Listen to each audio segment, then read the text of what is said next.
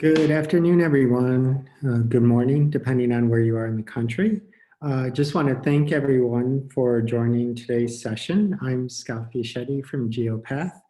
And as you know, we released impression variation data on Friday, and we wanted to make sure we had a couple of training sessions to make sure everyone was aware of how to access the data and how to interpret the data. So that's what we wanted to do today, and again on Wednesday, which I'll talk about near the end of the session.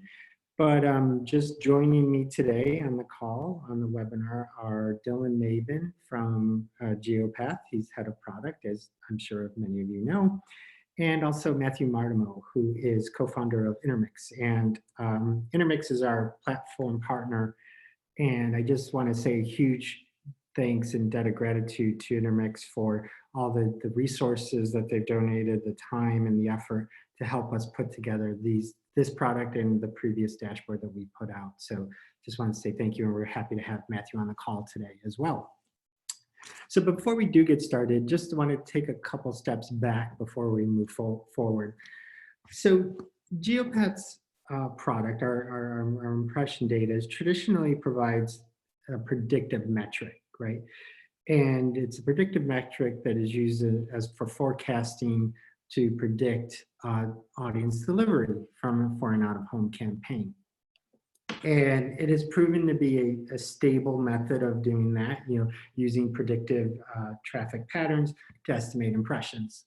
That said, everything changed in March of 2020 with COVID-19, which instigated the release of our original activity dashboard about a month ago, and now the impression variation dashboard that we just released on Friday. And so that's why we're here today, and this is what we want to talk about today. So we want to give a walkthrough, a demonstration of the dashboard and the reports, and really provide guidance on what is this, what are you getting, what do these reports say, and how do you interpret these data? And then, of course, answer any questions as we go along. And with that, I want to hand it off to Dylan, who is going to take you through a bit of the methodology and how we created this product, as well as run the demonstration. Thank you, Scott. And also, I want to echo my gratitude, or echo Scott's gratitude to the folks over at Intermx. It's been an absolute pleasure working with them.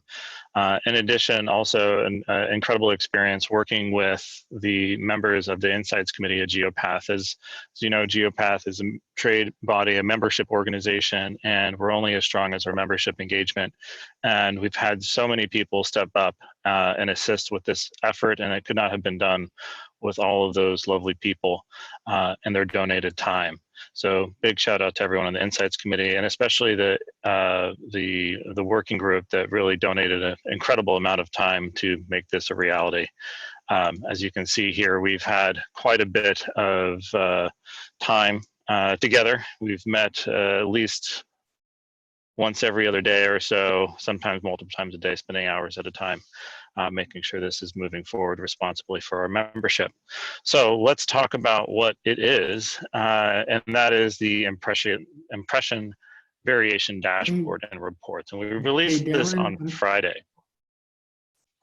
Hey, Dylan, yes. Sorry to interrupt. I apologize, but I know you're just getting started with this.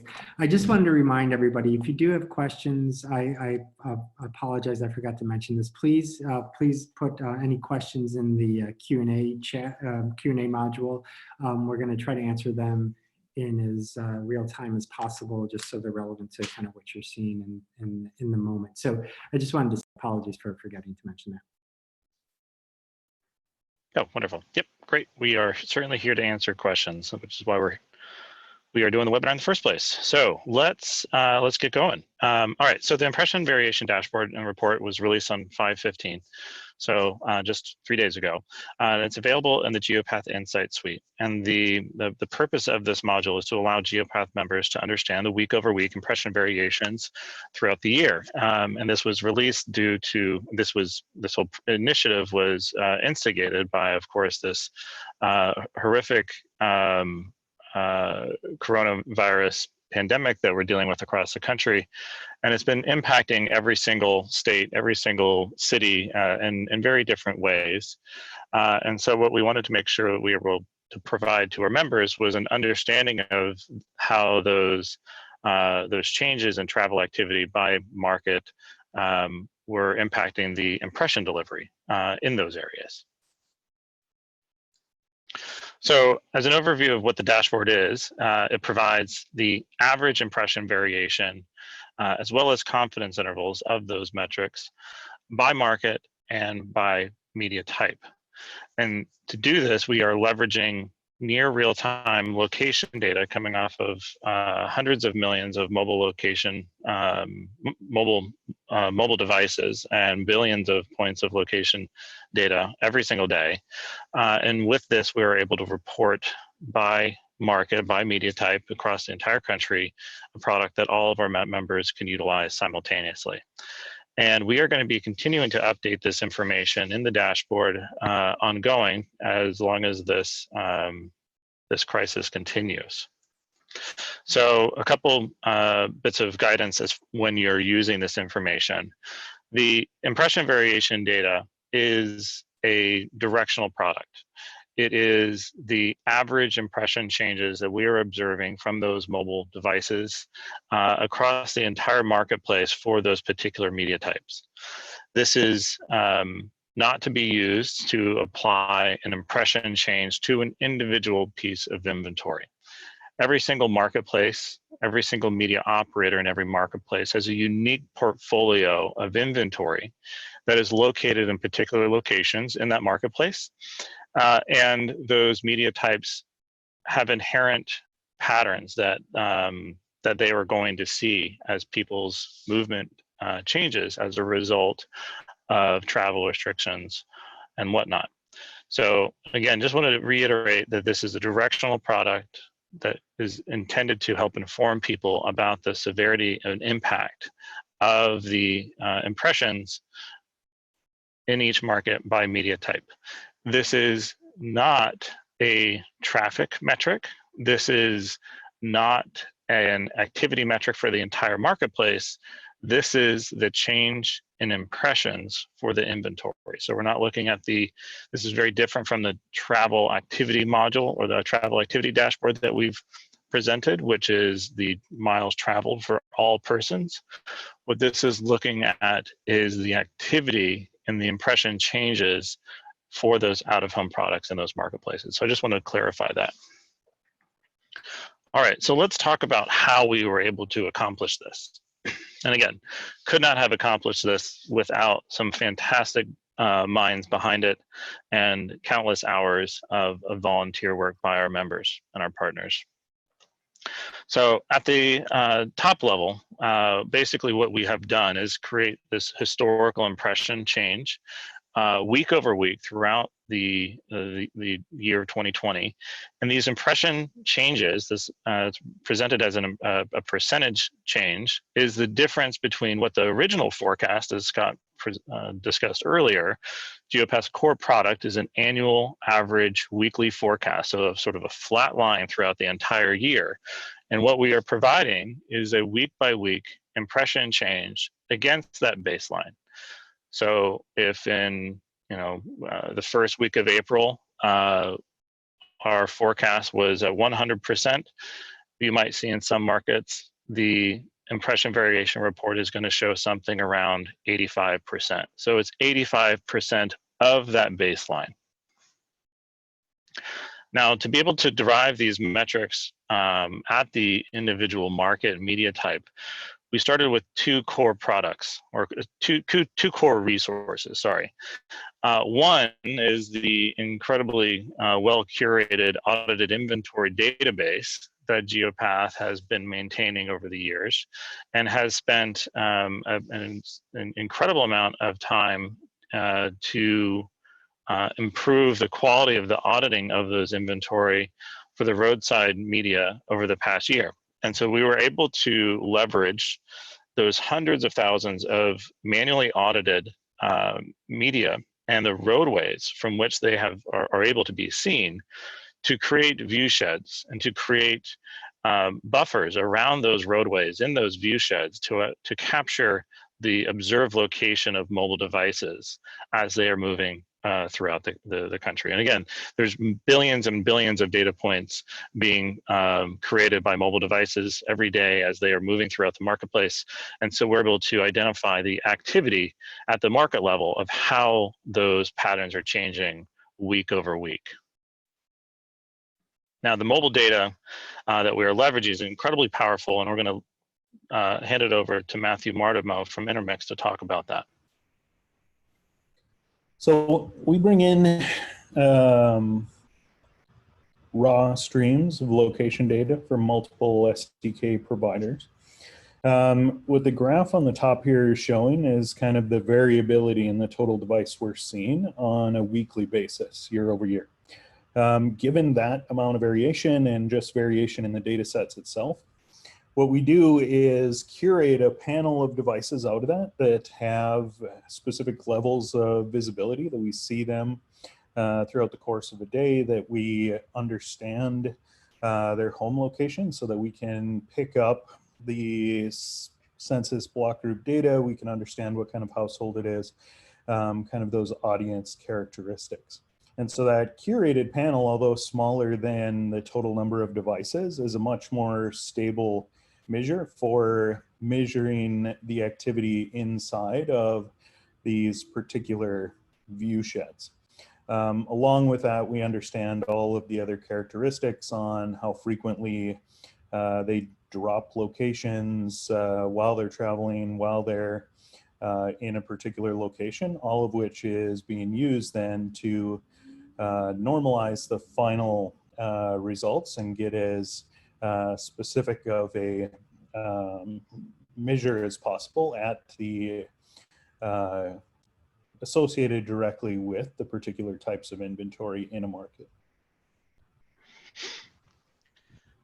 Now, none of this would have been possible without mobile location data being as mature as it is these days. And it's still somewhat in its infancy, but it's reached a level of maturity that we are able to leverage it at scale across the entire country. And that's a key priority of Geopath. We want to make sure that when we release data products, that all of our members are able to leverage those insights. So this applies to all the roadside media.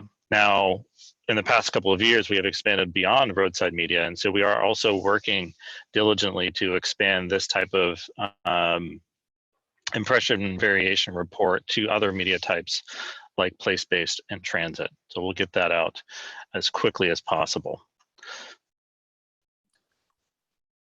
Dylan? Now, just, yes, Scott? Just as you're going through the next few slides, there's a couple of questions that did come in, and one was really about why did we choose CBSA versus DMA as the kind of the market level, and then in terms of like kind of average media by media type, are we talking about specific media types? So for example, is it an average of shelter media separately than any other media, or are you looking at the media for that market in its entirety? So I know some of those will come up in your discussion, but I just wanted to put those couple questions out there. Fantastic. Yeah, great questions, and we'll get to especially the second one when we do a little demo of the dashboard itself. Regarding CBSAs versus DMAs, certainly an interesting conversation around the difference between those two market definitions. The reason why we released CBSAs first is because CBSAs are defined by the US government as opposed to Nielsen, and also are dictated by travel patterns themselves.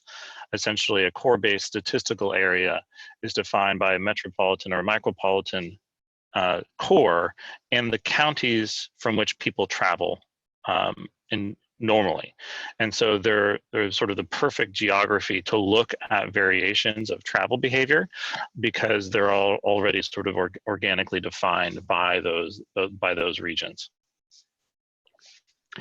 And so one more putting note. together those. Sorry. Oh, yep. This is a good slide for it, I believe, and the previous one. Question about what is qualified versus non-qualified devices? How do we determine that? Matthew, I'll leave that one to you. Yeah, Yeah, I was going to yeah, say, I think that might be Matthew. So yeah, absolutely. It's, in this case, many devices, when we look at those total devices, that device may pop in, maybe someone downloaded an app and deleted it or something, and there was just one or two location records. There's not enough to actually reliably determine activity inside of those view sheds. There's not enough consistent data over a period of time to understand how that's changing. So this is kind of like a longitudinal study where we set a panel of devices that's curated on a weekly basis. Those devices are specifically selected because of their characteristics of activity and the locations that they're putting out, and specifically are understood their sampling rates. And so we look across the entire US by different age groups, by different household types, income levels, to make sure that we have the most representative sample of the kind of complete population of the US that we use to then simulate that total population. So one of the interesting things that isn't very well shown on this slide is that curated panel, although it represents maybe a third of the total devices we see, actually represents about 90% of the locations that are produced. And so people get a little hung up on devices. We are more looking at how do we use those devices, how do we use that device activity data. And so a key part of that, and in the next slide, talks about specifically using those curated panels. We understand the neighborhoods that they live in, we understand the activity of those devices, and we understand that through time. And so with that, we're able to fully estimate or model kind of this, the behavior of the population as a whole. Yeah, and I just want to say, like, that's really the important part. Is we could have all the location data streams in the world, but if we don't have some consistency nor enough data for a particular device or set of devices to be able to understand its representativeness of the panel, of the neighborhood from which it comes, and the activity that it is engaged in throughout the day and week, then none of this would be possible. So it's really that high quality data that we're looking for in the sea of all data. So putting that location data together for the individual devices and the representation of those devices of the population is super important. We also need to understand those devices that are observed within those geofences that we created. So we also look at the activity of the devices as they are moving around the marketplace. So all of these dimensions come together to make sure that we have a very clear understanding of the representative activity of those devices and what that truly means when we talk about the impression changes within those geofences for those media types across the entire marketplace. And so we're using those various data sets to build these adjustments. Now, that's a lot of stuff, and that sounds pretty complicated, and not everyone's going to necessarily care how you did it. They just want to know whether or not it worked. So that's an incredibly important part of this process. And so we needed to make sure that all of the work that we were doing was valid. Great, we can create models until the cows come home, but unless it aligns with reality, it's all for naught. So what we did was we looked at the California DOT has a fantastic resource. Now, California is also a massive state, and it has, in and of itself, has over 20 CBSAs. And so what we were able to do was to leverage the continuous counting sources from the Caltrans performance monitoring system to be able to look at the traffic changes across those CBSAs and across those roadways, where we also were modeling the impression changes week over week. Now, again, one of the reasons why California was such an awesome place to do this validation was it's one of the largest sensor networks in the entire country. There's over 30,000 continuous counting stations in the state. It also is incredibly up to date. You can get the traffic information for what happened yesterday on every single one of those stations. And again, you can roll that up to daily traffic counts, which is fantastic. It covers all of the CBSAs in the entire state. So we have both urban and rural, low and high densely populated areas. So doing this validation process, and we'll show some of the charts in a second, was what really gave us and the advisory group and the working group the confidence that the methods that we had put together to be able to leverage the location data and the geofencing that we had done around the inventory to be able to be a predictor of impressions was in itself valid. Now, we did not use the traffic data as an input to the model. We just use it to check the model. And so this is incredibly important because you don't want to use sort of the rubric that you're checking something against to create the answers, because that's a little bit disingenuous. But this was incredibly helpful for us.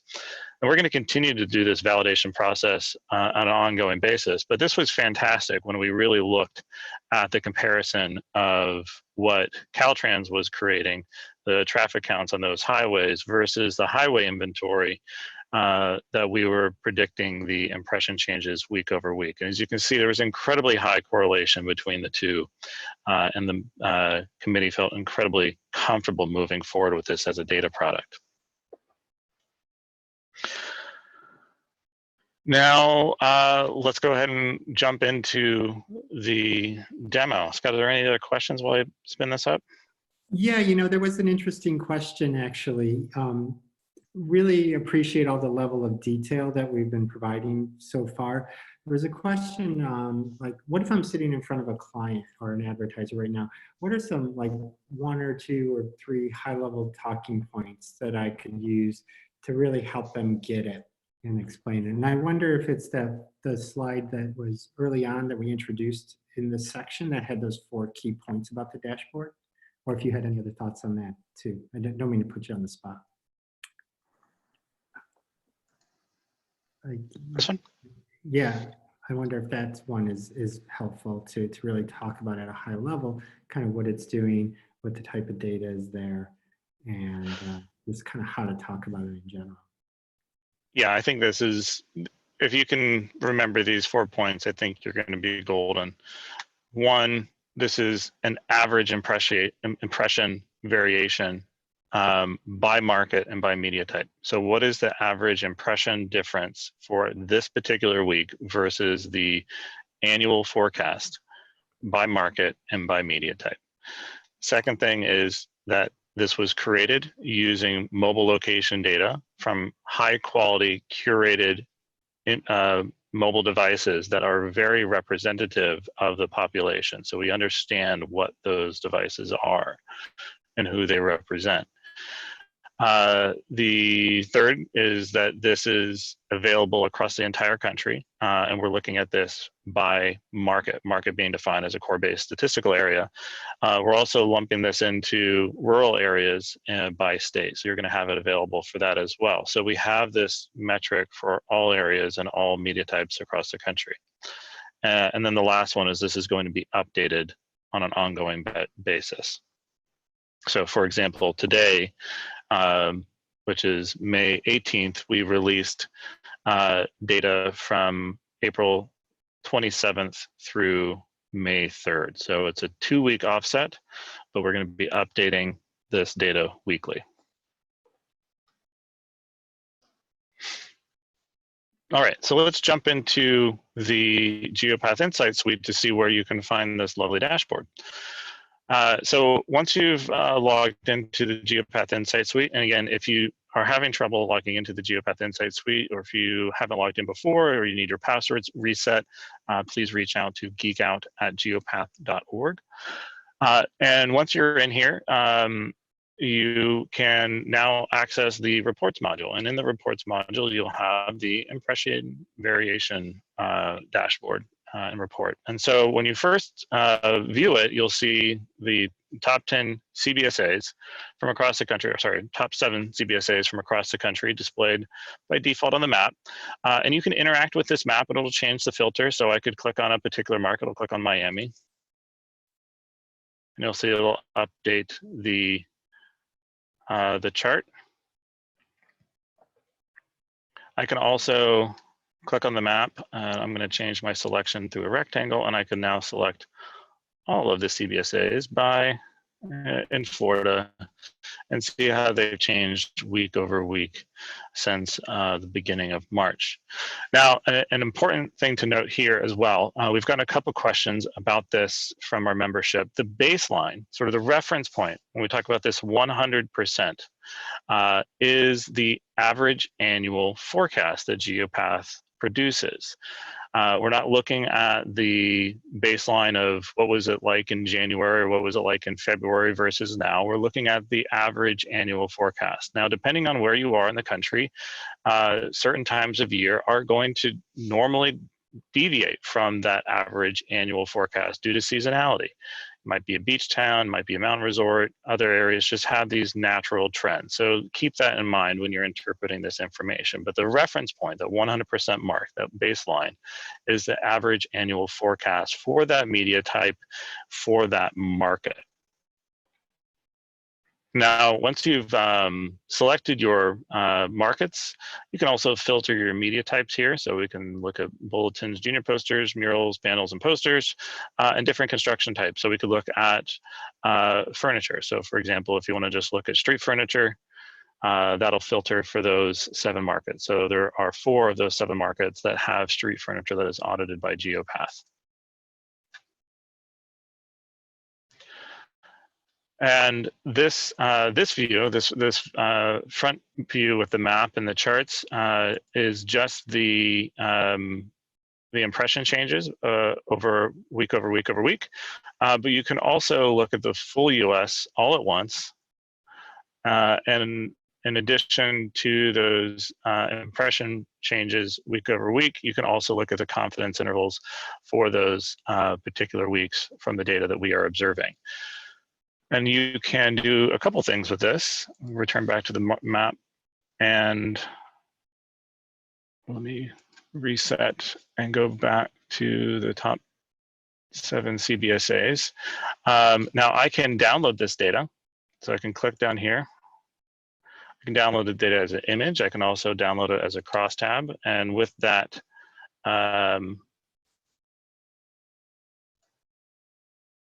information, I can then import that into Excel and work with it as need be. You can also download it as an image, which is pretty snazzy. If you want to take a view, here's a picture of the screenshot that I downloaded just a few minutes ago. Also a very nice crisp PNG to put into a PowerPoint slide or whatever other materials you need to share with potential clients. Now, when you're in here, if you need any help with the dashboard, there's a couple different tutorials down here. We have a link to the frequently asked questions, the methodology overview, as well as a brief sort of how to interpret the impression variations report, as well as a short little video tutorial that we put together last week.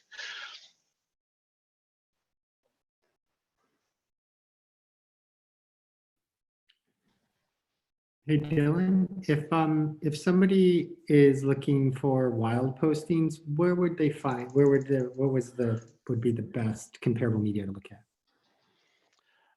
That would be. Let me see. Where would that be?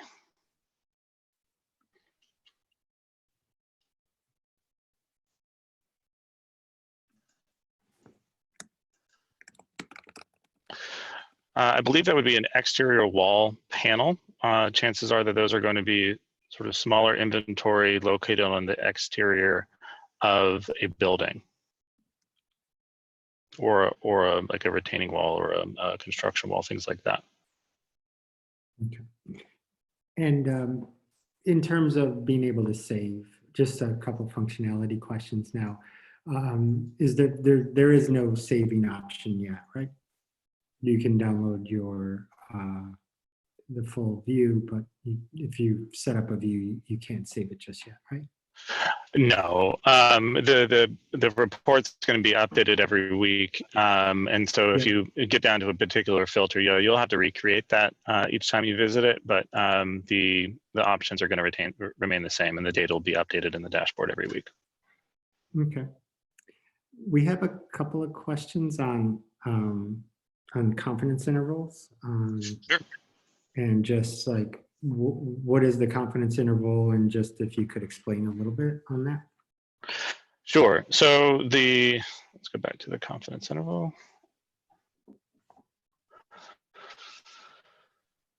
So every particular week, we are observing location data from the devices in the marketplace, coming in and out of the marketplace or traveling within the marketplace and interacting with those view sheds. And the more devices, the more activity data that we observe, the higher confidence that we are going to have. Now, all these confidence intervals are calculated at 90%, which means we are 90% confident that the true measure, the true change, is within this percentage of what we are observing. And so it's a good indicator to understand, in some marketplaces, in some rural markets, you're going to have larger confidence intervals. And as well, there's a couple of things that you're also going to see during some of the decreases of travel throughout the year. During these initial weeks in mid-April, the confidence intervals are in fact going to get a little bit larger because we're seeing less travel. So there is a smaller likelihood of even observing device activity inside of those geofences. So it's an indicator of sort of the confidence of the metric itself, gives you a little bit of understanding. And so you can use that in your conversations. A number that you're highly confident in, you're going to use, and as such, and a number that has a larger confidence interval, just understand that there's sort of it's going to represent the sort of the natural activity of the marketplace and the type of travel that we observe in those marketplaces. And just one more question. Is it possible to do like a national view or a national average with this tool, or no? I think we'll probably create some metrics for the national level. I just think it's for the purpose of this, for a directional product that people have been asking to understand how are the impressions changing in my market. A national metric is not going to capture the nuance of a local market, of the local media types and where they're placed within those markets. So while I understand it's going to be an important metric maybe to create on an infographic or something, it certainly does not do justice to the unique nature of each market and media type. So that's one of the reasons why we drill down to this level of precision. Okay. One question, I think this is an interesting one. Would you be able to just kind of go across one line and just kind of read aloud in your own words? How would you express that? How would you talk about that as you move across one line, so people have kind of the right words to use? Sure thing. So let's talk about bulletins, and we'll just filter. Okay, let's look at Boston, the top line here. So March 2nd, right before the travel restrictions were put in place sort of a week and a half before it was done at the national level, a lot of metropolitan areas were starting to get a lot of buzz about what's going to happen. We were starting to see some cases pop up. I think nationally during this week, there was maybe about 500 cases in the US, if that. And then March 9th, same thing, a little bit of a decrease. You can see there's already been some change at that point. We can go back up to see this visual. Let's change just to Boston.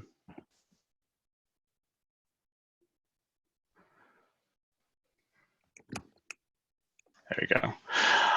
And then the week of March 16th, this is the week that travel restrictions went into place, national emergency was declared. So impressions across the market on average were about 72% of the annual average versus March 23rd, dropping down to 62%. 57% March 30th, the week of March 30th. And again, these are the Mondays of those weeks. April 6th, 57%. And then we're starting to see a little bit of a rebound across the country. And if you've been paying attention to some of the communication coming out from us on the travel activity dashboard, you've noticed this as well. So people are starting to get more comfortable, change their travel behavior a little bit. It has not certainly relaxed altogether. I think it was probably the first week of May, some states are starting to lift travel restrictions, but even just because those travel restrictions have been lifted, we already have about 2 months of behavior that people have changed what they're doing. So we'll see how that changes. But yeah, people are starting to get more comfortable, starting to come out, and I think it's going to be really interesting to see how it changes. You know, we're coming up on springtime. I know people are certainly getting a little stir crazy, but we, you know, want to make sure we understand exactly how people are behaving week to week. And in addition to that, like with the confidence interval, how would you add that to the conversation as well? Sure, so we'll filter for Boston.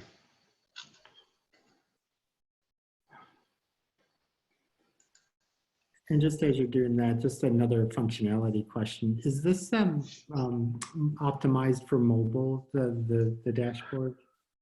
I would not try to use it in mobile, no. Okay. I wasn't sure, honestly. Okay, so so week of March 2nd, so we have a confidence interval about 1%, 1.1% up or down. Again, the average is the average. There is going to be some units that are going to see a severe amount of change and some that are not. But the average, so the cumulative average across all of those is 98.2%. And we are 90% confident that the true average of all of the inventory is within about 1%. So it's a confidence in this metric. But as you can see, as time goes on, the sampling rate changes, you're going to see that confidence interval grow a little bit. And then as people are starting to become more active, similarly, the activity of mobile location has increased a little bit. And so we're seeing just more data in the pipeline. And we're seeing a little bit of an increase or a decrease of the interval itself week over week. Great. And you could see more, you can see, you'll see in your view 6 weeks, but all the weeks that we have data for, like you can. Correct. Yeah, this goes all the way back to the first full week of January. Great. Perfect. And as I said before, every single market has its own unique pattern of how the week to week or monthly activity is going to change inherently versus that annual average. And so it's a conversation. If you're using these numbers directionally, again, just make sure you sort of take into consideration sort of where that benchmark would likely be that time of year in those marketplaces. Some areas are not going to be near 100% in the beginning of the year because they're going to be super high during the summertime. Or vice versa, super high during the winter months due to snowbirds or something like that. Great.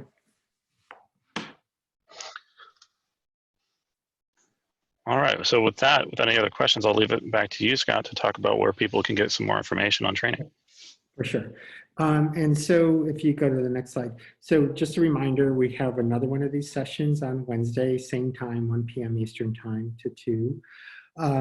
And again, we're going to run through pretty much the same deck, showing people how to use it, answer any questions. So if you know anyone in your organization that didn't get a chance, let them know about this. Or if you want to join again just for the repetition of it, please do.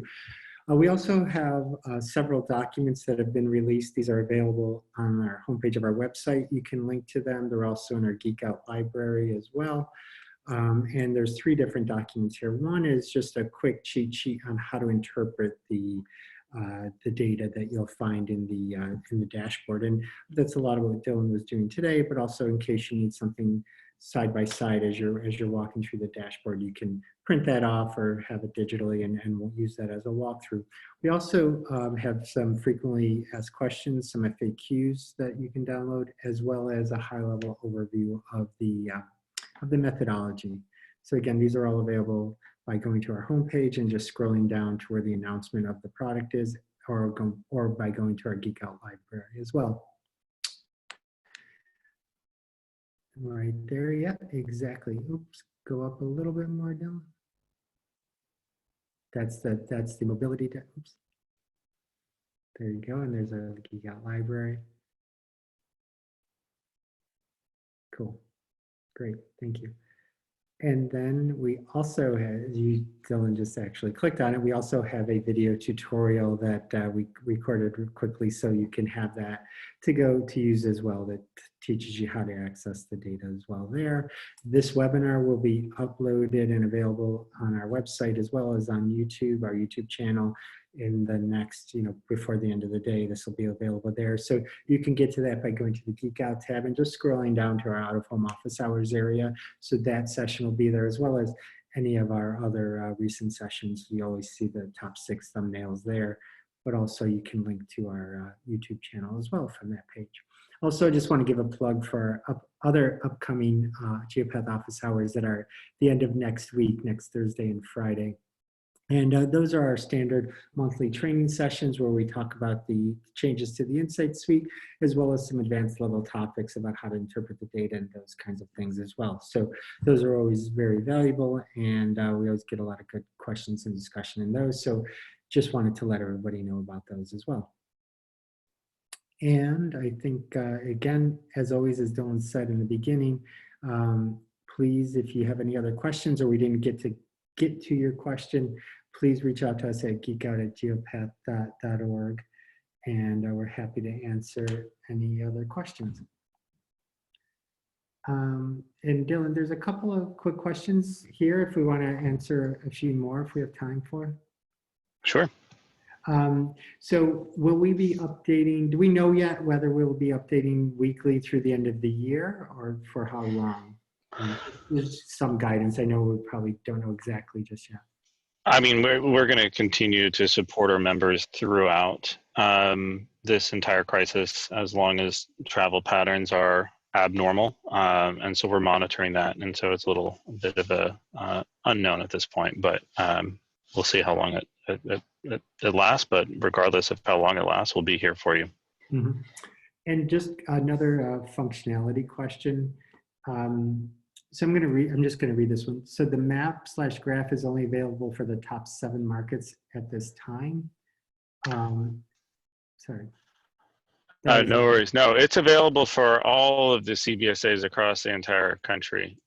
So there's 300 something CBSAs, a couple hundred, like 250 or so of those we have inventory within. And yeah, so you can see this for all of them. Some, big markets to small markets. We'll look at, here's Richmond, Beera, Kentucky, Springfield, Missouri.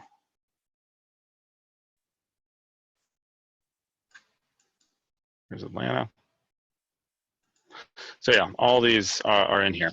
Now on the chart, on the chart and on the map, we're not going to select all of them simultaneously just because it looks like spaghetti. But that's one of the reasons why you can access the full data here on the other page, which is super helpful. So all the different marketplaces across the entire country.